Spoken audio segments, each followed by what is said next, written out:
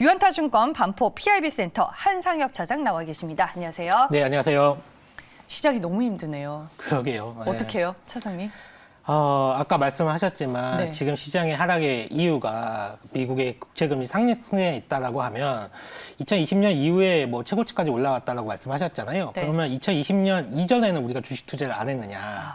분명히 하고 있었거든요. 그러니까 네. 지금 금리 수준이 뭐 과거에 없었던 금리 수준도 아니고 비정상에서 정상화로 돌아가는 과정이라고 좀 이해를 하시면 될 것 같고요. 물론 이제 금리가 올라가는 속도 면이 좀 빠르다는 측면이 증시에 부담되는 부분이 있는데 또 반면에 국내 증시만 놓고 본다라고 하면 상당히 선반영이 선조정이 좀 많이 이루어진 상태거든요. 네. 그러면 만약에 지금 주가 이 상태에서 매도를 하고 과연 언제쯤에 다시 재매수를 할까라고 생각을 해보면 지금 매도에서는 실익은 없다라고 보고 있습니다. 그래서 지금은 좀 더 힘드시고 어려운 시기겠지만 좀 버티시고 오히려 좀 현금 여유가 있으신 분들 같은 경우에는 저가 매수도 한번 노려보시는 가격대까지 왔다라고 좀 보고 있습니다. 네. 흔들리고 싶진 않기는 한데 이게 좀 쉽지는 않더라고요. 하지만 그럼에도 불구하고 멘탈을 잘 잡고 오늘도 시장 이슈 보면서 전략을 잘 세워보겠습니다. 마켓 세븐에서 준비한 주제부터 함께 보시죠. 네, 건설주들 얘기 오늘 뭐 첫 번째로 해봐야 될 것 같고요. 두 번째 이슈로는 신재생 에너지 관련된 내용 준비를 했습니다. 그리고 마이크로소프트가 액티비전 분리자들을 82조 원 규모로 인수했다라는 간밤의 소식까지 다시 전해드리겠습니다. 네, 그럼 첫 번째 이슈부터 저희가 만나보도록 할 텐데 건설주로 준비를 해봤습니다. HDC 현대산업개발의 후폭풍이 건설주들에게 미치는 영향이 어제 또 크게 부각이 되더라고요. 뭐 정말 있어서는 안 될 네. 일이 좀 발생을 했죠. 현대산업개발이 진행했던 아파트의 신축 공사가 좀 붕괴가 되고 뭐 다들 보셨을 텐데 사망자가 발생을 했고 아직 뭐 실종자도 아직도 계시는 것 네. 같더라고요. 그래서 이렇게 말씀드린 것 자체가 상당히 조심스럽고 어려운 일이기도 합니다. 아마 현대산업개발이라는 이제 해당 주식을 보유하신 분들 역시 상당히 매우 고통의 시간을 좀 보내고 계실 것 같은데요. 어제는 전몽규 회장의 사퇴 발표에도 불구하고 주가가 한 14% 넘게 빠졌어요. 글쎄요, 주가의 낙폭이 워낙 컸기 때문에 회사의 밸류를 감안한다라고 하면 올라갈 수도 있다라고 이렇게 좀 말씀하시는 분들이 계시는 것 같은데, 저는 조금 어려울 거라고 보고 있습니다. 일단은 뭐 기업에서 가장 중요한 게 뭐죠? 가장 중요한 건 신뢰입니다, 신뢰. 근데 그 기업에서 가장 중요한 신뢰를 시장에서 잃어버렸다는 측면이 상당히 좀 치명적이라고 좀 볼 수가 있겠고요. 특히 현대산업개발은 주택 비중이 매우 큰 회사입니다. 이게 그리고 이상하게 다른 건설사보다 영업이익률이 상당히 좋았어요. 그러니까 워낙 사측에서 수익성 관리에 철저하다 보니까 수주를 많이 해와도 뭐 이익이 많이 나지 않는 사업은 통과시키지 않을 정도로 마진 관리에 그동안 좀 특별히 좀 해왔었습니다. 일이 이렇게 되다 보니까 그러니까 뭐 나오는 말이겠습니다만은 뭐 현대산업개발의 특유의 원가 절감 문화가 지금 이런 안전사고로 이어졌을 거라는 추측도 나오고 있는 상황이거든요. 정부에서 이번 사태의 책임을 물어서 법이 규정한 가장 강한 페널티를 물리겠다라고 했기 때문에 아마 영업정지 처분을 받지 않을까라고 좀 생각을 하고 있어요. 그래서 상당히 어려워지지 않을까 하는데 영업정지 처분으로 회사 내에 영업조직은 당연히 축소가 될 것이고 앞으로 조합과의 계약도 줄줄이 해지될 가능성이 높다라고 보고 있습니다.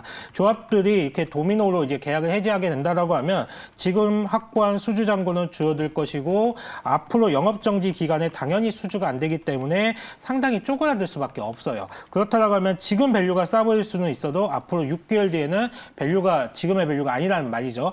해서 좀 어려운 국면이 좀 이어진다라고 좀 보고 있고 마지막은 엊그제 이제 정몽규 회장이 사퇴를 했잖아요. 사퇴 네. 발표를 했는데 사실 회장직을 사퇴한다라고 하더라도 뭐 그분 입장에서 바뀌는 건 없습니다. 사실 그분 입장에서 바뀌는 거 없고 적어도 주주들을 위해서 뭐 자사주 매입을 한다든지 뭐 그리고 자사주 소각을 한다든지 이런 주주 친화적인 정책을 좀 같이 나왔어야 됐다라고 보고 있고요. 뭐 재시공 역시도 뭐 필요하면 하겠다라고 했는데 이게 필요하면이라는 전제를 깔았거든요. 이런 부분들도 국민들의 공감을 좀 형성하기에는 어렵지 않나라고 보고 있습니다. 만약에 현대산업개발을 보유하신 분들이 있다라고 하면 정말 속이 상하고 쓰인 결정이 되겠지만 비중 축소를 좀 고려를 해보셨으면 좋겠습니다. 그 건설주가 이번에 HDC 현대산업개발 악재가 발생하기 전까지만 하더라도 대선 정책 관련주로 들어가면서 몇 번 시장에서 이제 언급이 된 걸로 알고 있는데 그럼 이런 모멘텀까지 상실을 하게 된 건지 HDC 현대산업개발뿐만 아니라 건설주 자체를 들고 계신 분들도 다 비중 축소로 전략을 수정해야 될까요? 네. 현대산업개발이 대형 사고를 친 거는 맞고요. 네. 그리고 건설주의 센티에 악영향을 준 것도 맞습니다. 당연히 앞으로 뭐 건설, 발주, 뭐 설계, 시공, 감리까지 해가지고 모든 과정에 이제 안전 관리 책임을 이제 강화하게 될 거거든요. 기업 입장에서 봤을 때 이 모든 건 비용이죠. 이제 비용이 상당히 올라간다라고 보시면 될 것 같고, 그렇지만 이제 건설업종 펀더멘탈에 영향을 준 건 따로 있어요. 지금 제가 볼 때는 가장 핵심 포인트는 바로 금리라고 좀 보고 있는데요. 네. 현재 글로벌적으로 긴축 모드에 들어간 상황이고, 특히나 한국은행에서는 지금 금리 인상에 대한 속도를 다른 나라보다도 좀 더 빠르게 좀 올리고 있거든요. 금리가 올라간다라고 하면 부동산 시장에 영향을 미칠 수밖에 없기 때문에 당연히 건설업종에 좀 부담을 줄 수밖에 없습니다. 며칠 전에 이제 저희 시청자분 중에 한 분인 것 같던데 저한테 전화가 오셔가지고 원래 대선을 얼마 안 남은 시점에서는 이 정책 테마주들이 강하게 움직여야 되는데 올해는 이제 그렇지 못한 이유가 뭐냐고 물어보시더라고요. 저랑 같은 생각 하셨네요. 네, 그 그래서 시청자분. 제가 네. 어떤 정책 테마주를 말씀하시는 거예요? 라고 물어봤더니 건설업종이라고 좀 답변을 하시더라고요. 여당도 그렇고 야당도 그렇고 모두 부동산 공급을 강조하기 때문에 좀 강력한 정책 테마가 될 거라고 이렇게 말씀하시는 거죠. 그래서 제가 그분한테 이렇게 답변을 드렸거든요. 너무 좀 분명하기 때문에 주가가 못 올라가는 거다. 그러니까 주식시장에서는 주택 공급이 늘어날 것은 기정사실화하고 있기 때문에 전혀 새로운 게 아니죠.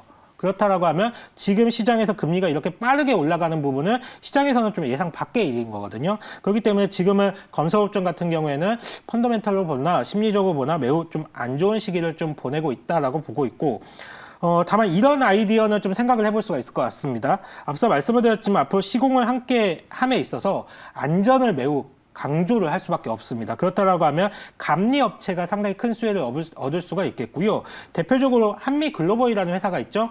한미글로벌의 사업 모델이 건축주를 대신해서 뭐 시공을 감독하는 CM 업체니까 워낙 기본적으로 밸류가 괜찮은 회사였어요. 한미글로벌은. 근데 이번 사고를 계기로 상당히 좀 시장에서 주목을 받을 가능성이 높다라고 보고 있기 때문에 글쎄요, 뭐 전반적인 건설 업종에 대해서 특히 대형 건설사에 대해서는 조금 그렇게 좋은 의견을 드릴 수는 없겠지만 이렇게 좀 특수하게 감리 업체인 한미글로벌 같은 경우에는 조금 한번 봐도 괜찮지 않을까. 이번 사고로 인해서 오히려 좀 수혜라고 표현을 써야 될지 모르겠지만 네. 좀 괜찮은 흐름이 나오지 않을까라고 좀 생각을 하고 있습니다. 그래서 어제 많이 올랐나 봐요. 10% 넘게 올랐네요. 네, 어제 좀 시장에서 좀 많이 부각이 좀 되더라고요. 네. 알겠습니다. 건설주 보유하고 계신 분들 이번 HDC 현대산업개발 이슈로 좀 어떤 전략을 가져가야 할지 고민이 많으셨을 것 같은데 오늘 차장님과 저희가 첫 번째 이슈로 만나봤고요. 다음 두 번째 이슈 확인해 보겠습니다. 네, 이거는 이제 차장님이 골라오신 이슈인데 신재생 쪽 얘기를 하고 싶어 하시는 것 같더라고요. 2021년에는 작년에 좀 부진했었던 뭐 풍력이라든지 신재생 쪽의 분위기가 조금 달라질 수 있을까요? 네, 오랜만에 이제 풍력 쪽 얘기를 좀 해보려고 네. 제가 말씀을 드렸는데 사실 풍력 쪽은 2020년이 최고의 한 해를 보냈죠. 그 당시에 신재생 에너지가 막 시장에서 주목을 받기 시점이었고 국내 풍력 업체들의 경쟁력이 많이 주목을 받던 시기였습니다. 당시에 뭐 CS 윈드, CS 베어링, 삼강 M&T 등 히트 종목들이 상당히 많았고요. 반면에 이제 작년 한 해는 그닥 재미있는 업종은 좀 아니었습니다. 상대적으로 2차 전지 전기차 섹터가 워낙 좀 강하게 움직였기 때문에 또한 뭐 일부 풍력 업체들 같은 경우에는 유상증자 등 자금 조달 등에 나서면서 매물 압박에 좀 치였던 한 해였다라고 본다라고 하면 올해는 다시 한번 기대를 해봐도 될 것으로 좀 보고 있습니다. 특히나 국내 풍력 시장이 그러니까 국내 풍력 시장이 상당히 주목받을 가능성이 크다라고 보고 있는데 그 이유가 이제 정부가 2030년까지 풍력 타워를 설치하려고 하는 목표가 한 16기가와트 정도 되거든요. 근데 지금 작년 말 기준으로 국내 누적 설치량이 1.7기가와트밖에 안 됩니다. 그래서 앞으로 7, 8년 동안은 지금의 설치된 양보다 한 10배 정도가 이제 설치가 돼야 되는데 작년에 거의 설치가 안 됐어요. 0.1기가와트 그 정도밖에 설치가 안 됐습니다. 더군다나 2030년까지 탄소 목표 감축을 한 40%를 하겠다라고 국제사회와 약속을 해놓은 상황이기 때문에 앞으로 정부 에너지 정책 중에 가장 중요한 부분이 아마 풍력 설치가 될 수 있다라고 보고 있기 때문에 저는 올해 풍력 업종을 다시 한번 주목해 보셔라라고 좀 말씀을 드려보도록 하겠습니다. 네, 그러면은 국내만 지금 이렇게 분위기가 좀 활발해지는 거예요? 아니면은 해외에서도 풍력단지 개발 움직임이 활발한 건지? 물론 해외 쪽이 네. 더 활발하죠. 지금 오. 뭐 유럽 네. 같은 경우에는 뭐 작년에도 그렇고요. 올해도 상당히 그 대규모 풍력단지 개발 소식을 지금 계속적으로 전해주고 네. 있고요. 사실 주식 투자를 떠나서 대부분 사람들이 지구 온도가 올라가는 거에 대해서 심각성을 잘 모르시는 것 같아요. 단지 날씨가 좀 더워진다 이런 개념이 아니고요. 얼마 전에 열렸던 기후 변화, 그러니까 유엔의 기후 변화 협약에서도 2050년까지 탄소 중립을 이루어서 1.5도씨 기온 상승을 막아보자라는 거잖아요. 이게 티핑 포인트라고 좀 할 수가 있는 건데 지구 온도 상승이 2도가 올라가게 되면 뭐 이때부터는 인류가 어떻게 해볼 수 있는 그런 단계는 아니라고 하고 있습니다. 영구 동토층이 녹으면서 이산화탄소가 거기서 많이 배출되기 때문에 더 이상 뭐 인류가 그걸 막을 수 있는 문제는 아니라고 하고 있습니다. 그래서 실제로 평균 기온이 한 3도가 올라간다라고 하면 죽음의 문턱, 그러면서 인류 문명이 붕괴되는 시나리오가 좀 나오고 있고 5도가 상승하면 지구의 생명체의 종말이 다가오고 있고 6도가 상승하면 지구는 화염에 쌓이기 때문에 그 무엇도 살지 못하는 행성이 된다라고 합니다. 굉장히 무서운 얘기고 인류 생존과 관련된 얘기이기 때문에 앞으로 더욱더 적극적으로 화석 연료 사용 중단을 촉구하는 그런 정책들은 각 정부에서 계속적으로 나올 수밖에 없다라고 보고 있고요. 실제로 지난주에 여당의 대선 후보 중에 한 분이 한국형 아리백을 좀 추진한다는 얘기를 좀 했어요. 이 아리백이라는 게 뭐냐면 기업 스스로가 2050년까지 사용 전력의 100%를 재생에너지로 쓰겠다라고 자발적으로 선언하는 거거든요. 이미 뭐 구글이라든지 애플, 뭐 BMW 이런 굴지의 IT 회사들과 굴지의 뭐 글로벌 회사들이 이미 선언을 했고요.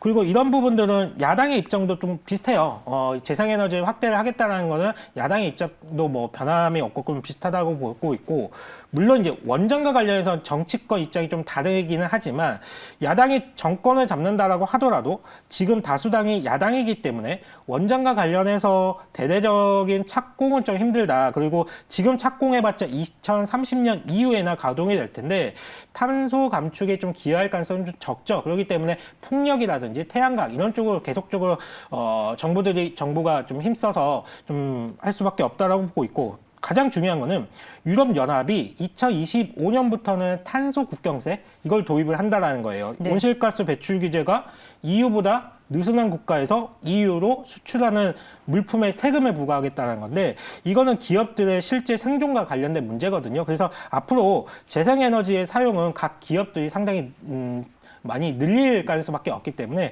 저는 올해 풍력 에너지 그리고 네. 풍력 관련된 종목들 다시 한번 주목을 해보셨으면 좋겠습니다. 이게 모멘텀이나 포인트만 놓고 보면 정말 거스를 수 없는 대세이자 추세이기 때문에 좋아 보이기는 한데, 시청자분도 얘기해 주시는 게 풍력은 투심이 돌아오려면 시간이 조금 더 필요해 보인다 뭐 이런 말씀도 하세요. 그러면은 관련주에서 우리가 이제 미리 좀 픽해 볼 수 있는 종목은 뭐가 있을까요?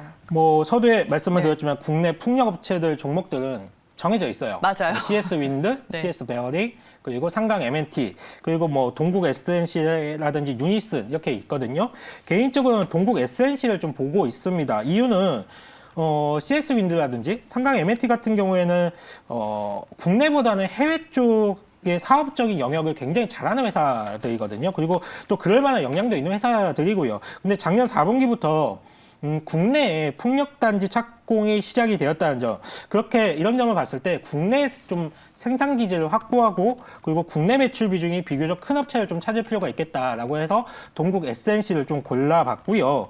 풍력발전 시장이 계속 성장하는 환경 하에서는 수주 정상화에 따라서 실적 턴어라운드 가능성이 상당히 높기 때문에 실적 개선폭이 다른 종목들보다는 좀 빠르게 좀 올라올 가능성이 높다라고 보고 있습니다. 또한 2020년에 미국 상무부가 여러 나라들한테 반덤피 관세를 좀 부과한 바가 있거든요. 뭐 베트남에 한 68% 그리고 인도네시아에 한 14%를 부과를 했는데 한국에는 한 5% 정도만 부과를 했어요. 그렇기 때문에 타 국가 대비 낮은 수준의 반덤핑 관세율을 생각을 한다라고 하면 국내 생산 기지를 좀 확보하고 있는 회사들, 이런 회사가 상당히 좀 유리한 국면에 있지 않을까 해서 동국 SNC를 좀 골라봤고요.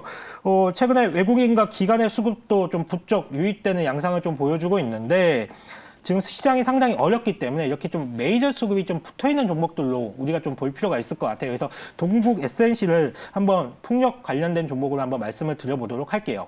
네, 지금 풍력 관련주는 딱 정해진 종목이 있다라고 말씀해 주셔서 제가 3개의 종목을 빠르게 차트를 돌려봤는데 동국 SNC만 시장 반대로 갔네요. 예, 좀 가장 좀 두각을 좀 나타내고 있죠. 아마 네. 제가 말씀드렸던 그런 투자 포인트를 한번 잘 생각을 해보시면 될 것 같아요. 국내 생산 기점을 어느 회사가 좀 가지고 있고 국내 매출 비중이 좀 상대적으로 높은 회사, 그리고 올해 같은 경우에는 국내 풍력 단지의 착공이 상당히 많아질 수가 있기 때문에 그런 점을 종합적으로 고려를 해봤을 때 풍력 업종 중에서 동국 SNC가 좀 네. 탑픽을 한번 골라보면 손색이 없을 거라고 보고 있습니다. 알겠습니다. 지난해 연말을 기점으로 다른 풍력주들과는 반대로 좀 결이 다른 주가 흐름을 보여주고 있습니다. 오늘 여러 가지 포인트와 모멘텀 위주로 차장님이 설명을 해주셨고요. 동국 SNC가 탑픽이었습니다. 네, 마켓세븐 오늘 여기까지고요. 유한타증권 반포 PIB센터 한상혁 차장과 함께했습니다. 고맙습니다. 감사합니다.